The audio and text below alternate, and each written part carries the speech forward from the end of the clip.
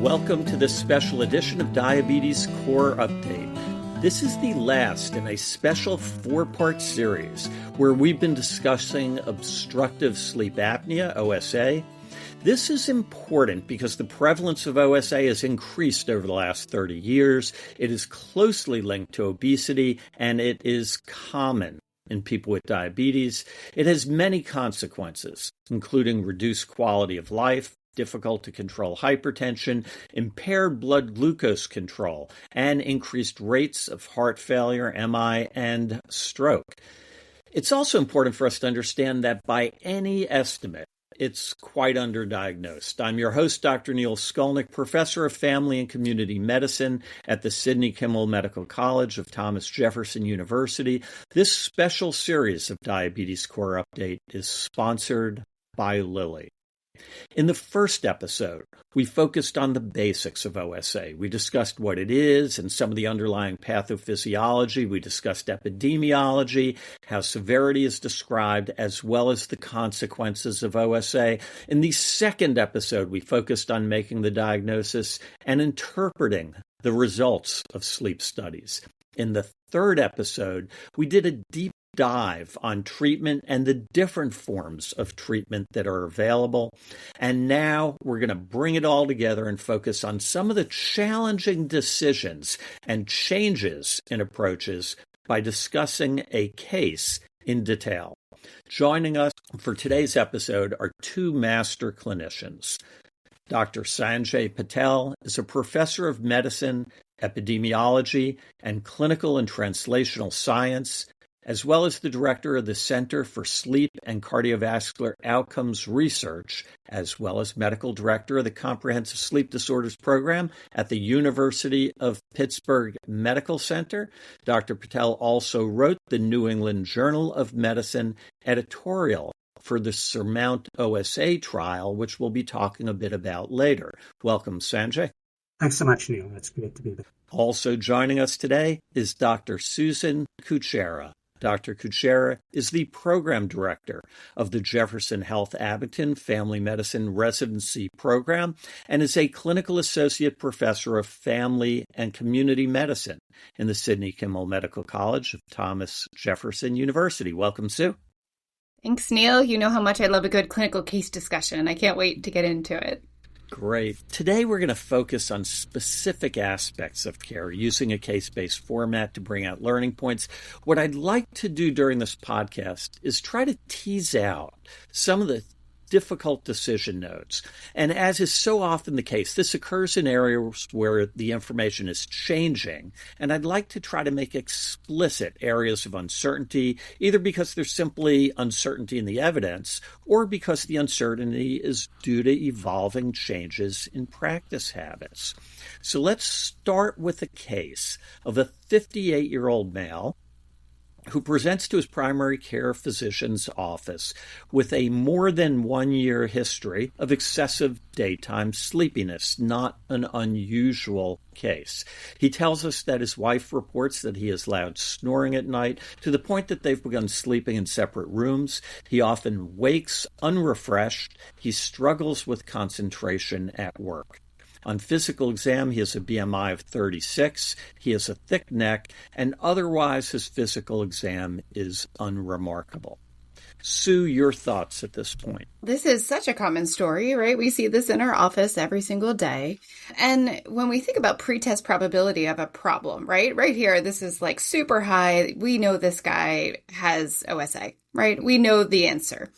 And we know that his BMI of 36 is probably contributing to that diagnosis. So first steps, how do we diagnose him with the sleep apnea that we're 99% sure he has? We need that diagnosis. And I think this is interesting because in different parts of the country, I think the way that people go about this is very different. Interestingly, I practice in suburban Philadelphia, which you would think is this really well-resourced area, but it's really hard to get people in for a sleep study. We have an insurer mix that doesn't really love home sleep studies, and we have a 3 to 4 month wait to get into any sleep center locally, right?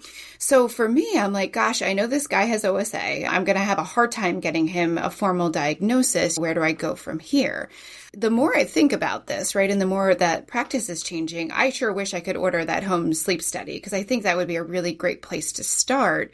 Sanjay, what do you think about this case? Is this someone who you think a home sleep study would be the best first step for him? Yeah, definitely. I think a home sleep test would be the easiest way to proceed. As you said, this patient clearly has a high pretest probability. And so you're really just using the test for confirmatory purposes. There are lots of data that show that in patients with high probability, such as this patient, home sleep tests have equivalent performance to the in-lab sleep study. Home testing is quicker, easier, more convenient for patients because they can sleep in the comfort of their own home. Studies have suggested that something like 75 to 80% of patients would rather do a home test. And so I think that would be the best option in this case. So Sanjay, it seems like home sleep tests are clearly more convenient. They're very accurate, yet they're not the same as in-lab sleep tests. In this case, the home sleep study did come back showing an OSA with an apnea-hypopnea index, an AHI of 46. For our listeners, that means he's having, on the average, 46 occurrences of either apnea or hypopnea per hour during the duration of the sleep study, and that equates to severe OSA. But before talking about how we might approach treatment, Sanjay, can you address how you would approach this case if a couple of things were different here?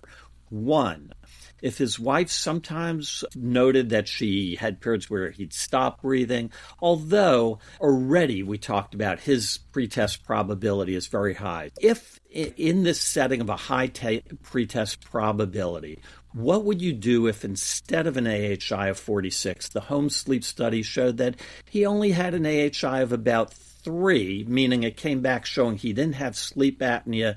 How do you approach that? So I think it's really important to recognize that both in-lab and home sleep studies can give false negative results. The rates of false negative tests are higher with home sleep studies for 2 reasons. One is that we aren't actually measuring sleep. So if for some reason on the night of testing the patient spent a large amount of the recorded time awake, then his breathing will look normal during that period of time, and so that apnea-hypopnea index will be underestimated. The second reason is the signal quality from a home sleep test is typically worse than in-lab studies since the patients are self-applying the monitors themselves. And so it's really important to place the results of the home sleep test in the appropriate clinical context. If your clinical suspicion is high, as in this case, I wouldn't believe a negative home sleep test, and instead I would follow up with further testing, either troubleshooting and seeing if they didn't do the home sleep test correctly, then maybe repeating it, or if the home sleep test seemed to go well, and the results still don't make sense, then following up with an in-lab study. I think it's so important. Basics are always important in any area of medicine. And when you get a test that is dissonant from what you expect, be careful. Don't just accept the results of the test and think about how you might approach things differently if a confirmatory test is needed. This happens all the time for us when we order a stress test, for instance. If the stress test doesn't make sense, we don't stop with a simple stress test. Moving forward, in this case that we're talking about, the home sleep study did show a severe OSA with an AHI of 46. And again, as a reminder to our listeners, mild sleep apnea is defined as an AHI of 1 to 14.9 events per hour of sleep. Moderate is 15 to 29.9 events per hour of sleep. And severe OSA is an AHI greater than or equal to 30. So with an AHI of 46, our patient clearly had severe sleep apnea. Sue, what are you thinking about at this point? We have a diagnosis, so that's a great start, but we have to think about treatment options. And in years past, we would pass this patient along to the sleep specialist and pat ourselves on the back for a job well done, and that would be the end of it. But things are different now, and the landscape of how we help this patient looks very different. We know that obesity is related to sleep apnea, and we know that the treatment landscape for obesity has changed so much in the past number of years. But now we also have this new data in the SURMOUNT-OSA trial and the subsequent approval of tirzepatide for OSA in December of 2024 that we really do need to pause in primary care and think about our role in OSA management too. So just to talk about that trial briefly, the SURMOUNT-OSA trial, they looked at about 500 patients. They had a mix of moderate to severe OSA. They had obesity, and of note, they did not have diabetes. They randomized them into tirzepatide at a maximally tolerated dose, about 10 to 15, or placebo. And they evaluated AHI for their primary endpoint, but also looked at blood pressure, weight, and high-sensitivity CRPs for inflammation. Interestingly, they had two trial groups. So one of them had OSA and had very consistent PAP use. The other one had OSA but did not use their PAP. So I think it was interesting that they looked at those two groups. They had about 70% male. The average AHI was about 50, so well into that severe range. And the average BMI here was 39, so well into the obesity range. What they found was a reduction in AHI of somewhere between 20 to 24, depending on the group, with a significant difference that started as early as 20 weeks into therapy with tirzepatide. All of the secondary outcomes also showed improvement. Folks here lost an average about 18% of their total body weight. This really forces us to consider the use of tirzepatide in our patients with obesity and moderate to severe OSA. We know that OSA confers cardiovascular risk. Interestingly, though, randomized controlled trials of PAP therapy haven't been able to show benefit for cardiovascular risk reduction. Although that they have seen in some observational studies, we really don't have that data. And we also know in primary care that PAP adherence isn't great. And a lot of folks are intolerant and they fall out of contact with their sleep medicine provider and land in our office with this diagnosis. So the question is, clinically, how does this trial fit into our practice? For me, first, I plan to still be sending folks to sleep medicine for evaluations, right? They have expertise well beyond what I am trained to do. But I think this has really changed to a broader co-management situation. There's nuance to PAP therapy and testing and different other treatments that are available that is well beyond my expertise. But if they have an indication for tirzepatide, one, that's an easy add-on. So they've got diabetes, they've got significant cardiovascular risk. I'm like, this makes sense. We always love to have a twofer. But then the next part is asking that patient, can we have a conversation about how your weight is impacting your OSA diagnosis? And this is a conversation we have every day in our office about obesity management. And with this new data, GLP-1s are always part of that discussion, but I think it really makes the case for considering it in this circumstance even more convincing. And then finally, I really see this being a great tool in my toolbox for folks who are not using their PAP therapy. These folks have often fallen out of follow-up with their sleep medicine team. And again, they're seeing me for whatever other health problems they have. And I think it gives me a really good evidence-based option for treatment of their OSA and maybe a way to re-engage them in treatment for their OSA. Maybe I get them back to a sleep specialist eventually, but I think it engages them with treatment and gives them an option that might be more tolerable for them. So I think these are the situations where I'm planning to add this to my practice. Sanjay, I'd be interested to see what your thoughts are and how you think this trial changes the landscape for OSA. Yeah, I think I agree with a lot of what you had said. My approach with this patient would be to start with by just understanding better what the patient's goals are with treatment. And to some extent, it may be also including the wife, as some of the symptoms seem to be, or complaints seem to be coming from her. But it sounds like if the goal for this patient is to address symptoms like the snoring or the unrefreshing sleep or the daytime sleepiness, then I'd probably start by talking about some of the more traditional treatments like CPAP or a dental appliance, both because the onset of feeling better will be quicker with those treatments than with tirzepatide. That may take 20, 24 weeks to see improvements. But also because the symptom benefit from tirzepatide, at least in the SURMOUNT-OSA trial, was relatively small and didn't really meet the minimum clinically important difference for things like sleepiness or quality of life, sleep-related quality of life. But if the patient's goals are to try to address their cardiometabolic risk, then clearly the Surmount OSA trial showed much larger improvements in blood pressure than what we see with CPAP or a dental appliance. And clearly from non-sleep apnea trials, we know that tirzepatide, as you pointed out, provides a much greater benefit in terms of preventing diabetes. And then with other GLP-1 agonists, we know the cardiovascular benefit is much larger than what has been seen with CPAP. And again, I think we find that for many patients, both of those sets of benefits are goals for the patient. And so they may want to address both of them and get treated with both CPAP and tirzepatide. I do think, as you said, that when a patient is first diagnosed with sleep apnea and has comorbid obesity, that is really an opening for whether it's a sleep specialist or the primary care doctor to start talking about obesity and how it's contributing to sleep apnea. We see a lot in the sleep medicine field that sleep apnea is often the first downstream consequence of obesity that patients are diagnosed with before they get diagnosed with diabetes or other things.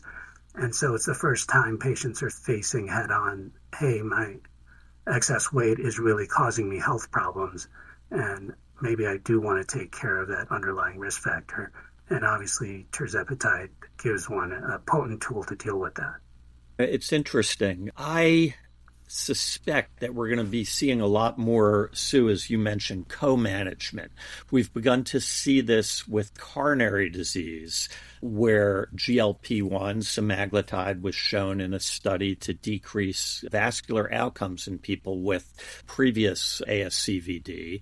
And we're doing a lot more co-management along with our cardiology colleagues, where they'll be referred back to us for management of the GLP-1, where we have a lot of that experience and are used to shepherding, because they're not the easiest medicines to use. Sanjay, do you see that occurring here as well with sleep apnea and tirzepatide? I think so. I think right now there's a lot of reluctance amongst older sleep medicine specialists to prescribe GLP-1 agonists just because they're worried about how to do it and not being familiar with prescribing injectables and things like that.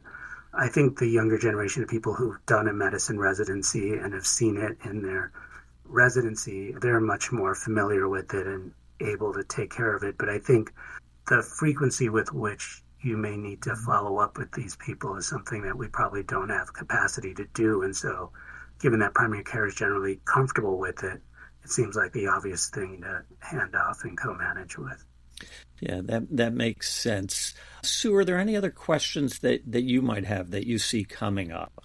Yeah, and I think one of the things that I'm reflecting on about this is often, again, I have lots of patients who are like, I'm not wearing a CPAP, it doesn't matter. Who, again, I think this is a great option to try and help treat their OSA. But who are those patients, Sanjay, that really it's critical for them to see sleep medicine? And I'm also wondering people on the lower end of a BMI scale, right, who don't fit into this study characteristics, right? Should we really be making sure they get into sleep medicine? Who are those patients? What are that patient characteristics that you're like, we really need to prioritize primary care, getting these folks in to see sleep medicine? Sure. So I think clearly people who have severe symptoms, so people who are having trouble keeping their eyes open, where it's impacting their work performance, where it's affecting their driving and safety issues, clearly we should see, because there are other treatment options. I think that's the other thing to recognize, is that often the amount of support that patients have gotten in their prior attempts to use CPAP has been minimal, and there are things we can do to help make the CPAP more comfortable, whether it's a different mask or adjusting the pressures. But it's also discussing other options like dental appliances or surgical options that can often be game changers for patients in terms of the quality of their life. That's helpful for me to hear, because I think we often need those reasons to convince people to go to see you. So I think that's just so helpful to put that in some context of how we get people into your office too.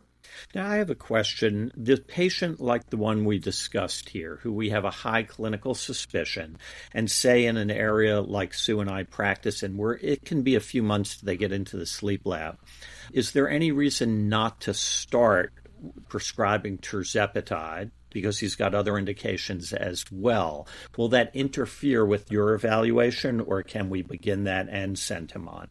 So I think the main issue that I've seen, quite honestly, is that patients are begun on tirzepatide without insurance coverage. And so they're paying out of pocket for it. And then they come see me 3 months later when they can get an appointment. And by that time, they've lost 25 pounds, and we do the sleep study, and they no longer have moderate to severe sleep apnea. Their sleep apnea is now mild. And so I present with them the option of, do you want to gain the weight back and we can redo the sleep study, or do you want to continue paying out of pocket? Oh, gosh. And that's the complicated issue with our insurance system that we're dealing with. Yeah, so that's a really important practical thing. I want to go back now to talk about fundamentals again. On the third podcast of this series, you talked about behavioral aspects of treatment. Clearly will be important whether someone is on tirzepatide, CPAP, both. Can you just touch on those behavioral aspects briefly? Sure. So I think in terms of addressing sleep apnea-related symptoms, a lot of those symptoms can also be due to other things. So sleepiness obviously can be due to insufficient sleep.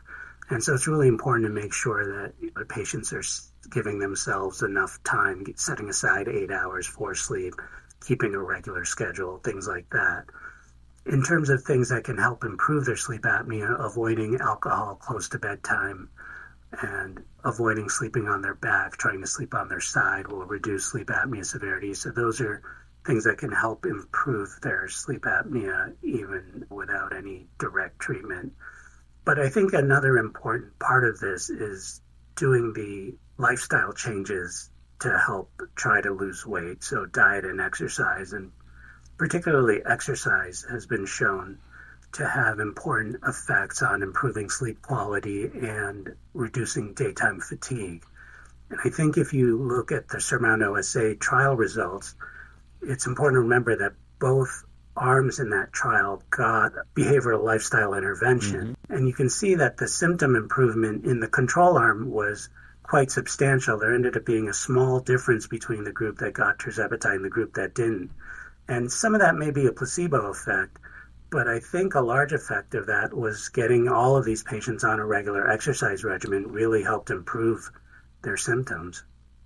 That's such a good point, and it's something I talk about all the time when I discuss obesity, that all of the obesity trials had really tight behavioral inputs with people seeing dietitians frequently at the beginning of the trials, and we need to make sure we at least do that when we're seeing people, outpatients in our practices. Last episode, we talked about the full range of treatments. For the sake of covering this case, let's just focus on PAP therapy. And briefly, as we think about this patient, remind our listeners how effective is PAP therapy. Sure. So I think from the standpoint of eliminating the obstructive respiratory events, it can be thought of as being 100% efficacious at normalizing breathing. In terms of the biggest limitation for how effective it really is tied to adherence. And as Susan mentioned, a lot of patients just can't tolerate CPAP, just having the mask on their face. But even people who are adherent, we generally have about 75% of people nationally can meet Medicare adherence thresholds at 3 months. But there's a slow reduction in adherence over time.